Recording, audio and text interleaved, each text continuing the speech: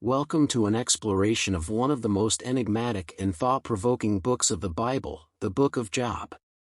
The question of whether Job was a real historical figure or a literary creation designed to convey profound moral lessons has intrigued scholars and theologians for centuries. In this essay, we will delve into the poetic beauty and profound themes within this remarkable book, beginning with an overview of the poetic books of the Old Testament. Before we dive into the Book of Job, it is important to understand its place within the poetic books of the Old Testament. These books are characterized by their rich use of literary devices such as metaphor, simile, and parallelism, which convey deep spiritual and moral truths. These texts are not merely historical accounts, they are masterpieces of ancient literature that use poetry to explore themes like suffering, wisdom, love, and the meaning of life.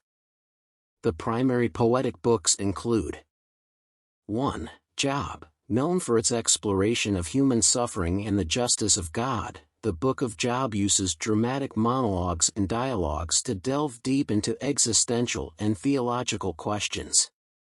2. Psalms. A collection of hymns, prayers, and poems attributed to various authors, including King David. They express a wide range of emotions from joy and praise to sorrow and lamentation. 3. Proverbs. Comprised of wise sayings and teachings attributed mainly to King Solomon, this book focuses on practical wisdom for daily living. 4. Ecclesiastes. Traditionally attributed to Solomon, this philosophical book reflects on the meaning and purpose of life, often contemplating the vanity and fleeting nature of worldly pursuits. 5. Song of Solomon. Song of Songs, a collection of love poems celebrating romantic love, traditionally attributed to Solomon. It is allegorical and symbolic, focusing on love and relationships rather than specific historical events. Now, let us focus on the Book of Job.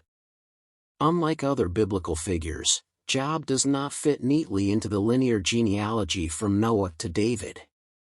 His story stands alone, raising questions about its historical context and purpose.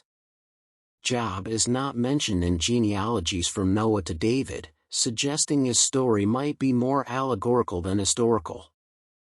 This unique position of Job prompts us to explore the deeper layers of the narrative.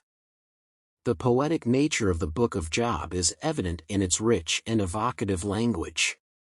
The story is largely written in poetic form, especially the dialogues between Job and his friends, as well as the speeches of God.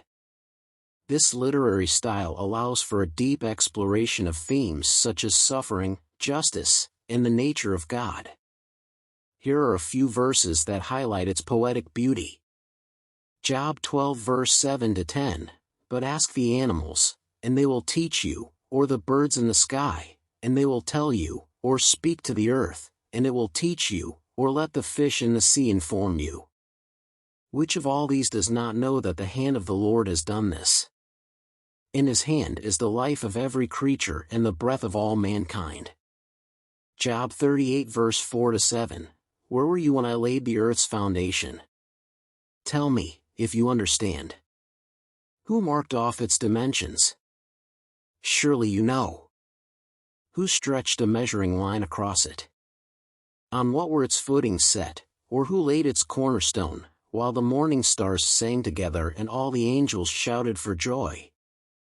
These verses use vivid imagery and metaphor to explore profound themes of suffering, faith, and the nature of God. The eloquence and depth of these poetic expressions offer readers a unique lens through which to view human suffering and divine interaction. The question of whether Job was a historical figure or a literary creation has long been a subject of debate among scholars and theologians. Some argue that Job was a real person whose story was passed down through generations. This perspective sees the Book of Job as a historical account embellished with poetic elements for theological and didactic purposes. Others believe he is a fictional character created to explore the nature of human suffering and divine justice, viewing the book as a didactic tale designed to teach philosophical truths. Several ancient scholars and theologians have weighed in on this debate. St. Augustine, for instance, believed Job was a historical figure whose patience and faith were exemplary. He saw the story of Job as a real account that provided moral and spiritual lessons for believers. Augustine argued that Job's profound faith and perseverance under extreme suffering made his story a powerful example for all Christians. In contrast, Maimonides, a medieval Jewish philosopher, viewed the story of Job as an allegory designed to teach philosophical truths about human suffering and the nature of God. Maimonides suggested that the narrative of Job was a literary construct meant to explore deep theological questions rather than recount historical events. He believed that the dialogues and speeches within the book were crafted to provoke thought and reflection on the part of the reader. Thomas Aquinas, one of the most influential Christian theologians, argued for a literal and historical interpretation, seeing Job as a real person whose story serves a didactic purpose.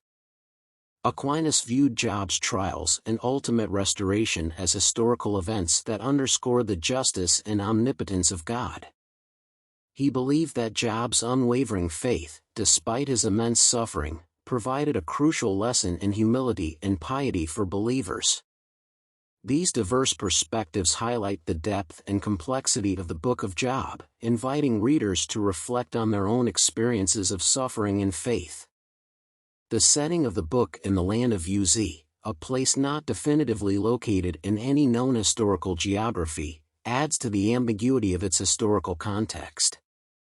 Job is described as a wealthy and righteous man who experiences sudden and severe misfortune. His livestock is stolen, his servants are killed, and his children perish in a tragic accident. Despite his profound loss, Job initially remains steadfast in his faith, famously declaring, "The Lord gave and the Lord has taken away, may the name of the Lord be praised." Job 1 verse 21. As the story progresses, Job is afflicted with painful sores, and his suffering intensifies.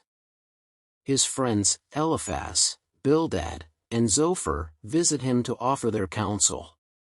These dialogues form the core of the poetic structure of the book. Each friend presents a different perspective on why Job is suffering, often suggesting that his suffering is a result of sin or moral failure.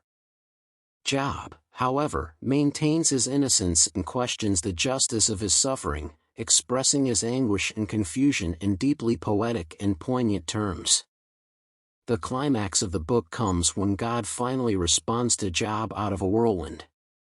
God's speeches are a magnificent example of ancient Hebrew poetry, filled with rhetorical questions and vivid descriptions of the natural world, emphasizing the vast gulf between divine and human understanding.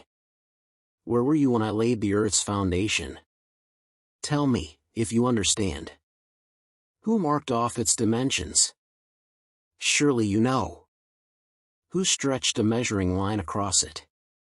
On what were its footings set, or who laid its cornerstone, while the morning stars sang together and all the angels shouted for joy? Job 38 verse 4-7. These verses underscore the limitations of human knowledge and the incomprehensibility of divine wisdom. The Book of Job stands as a testament to the enduring power of poetry and storytelling in exploring the deepest questions of human existence.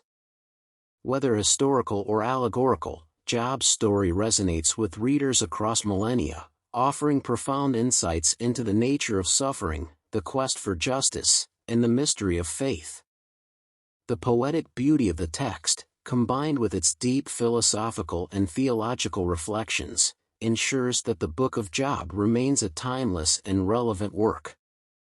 As we conclude this exploration, we leave you with a question: did the events in the Book of Job happen, or is Job a literary creation designed to teach us about human suffering and divine justice?